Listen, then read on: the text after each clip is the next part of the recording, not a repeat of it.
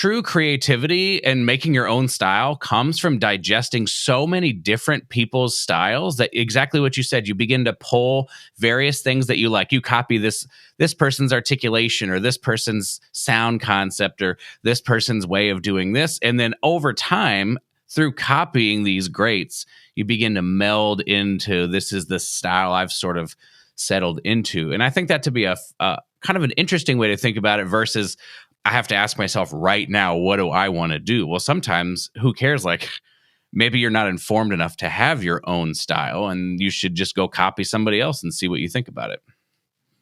Yeah, I think so. So if you have to play a solo, and again, we have at our fingertips on our telephone, we can listen to 100 different versions of many different pieces, and I'll say, listen to the way these different artists play this piece to my students, and listen to who you want to emulate. And also, if there's a player you don't like, how come you don't like that? Why don't you like what they're doing? And what is it, about that? The jazz players are especially talk about this, especially it's like, I forget what the cliche is. First, you emulate, imitate, emulate, and then create. You learn note for note the solos of the great players, and you absorb that language and that vocabulary and that style.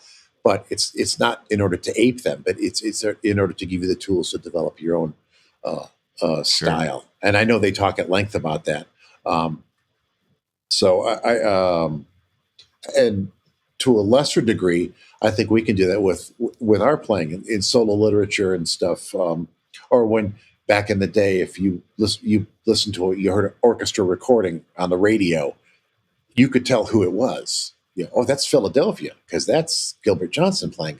And the guys had an individualistic. It was Catala, it's Vacchiano, it's Herseth, it's or the oboist or whatever. And now that's disappearing. Or it may have disappeared, and there are few players that have that individuality, or maybe are allowed that individuality, and now you don't know who it is. But I think it's something that is worth developing and encouraging.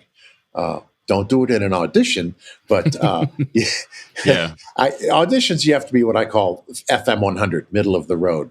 You can't be so extreme or show too much personality, or you'll offend somebody on the panel. But where we have our solo opportunities, I think it's we want to cultivate that, and it'd be an individual.